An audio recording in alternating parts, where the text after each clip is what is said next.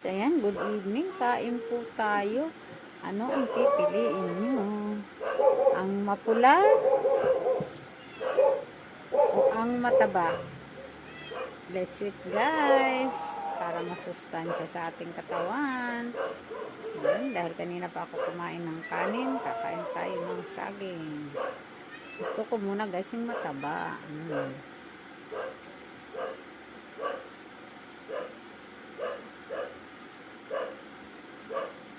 Yummy.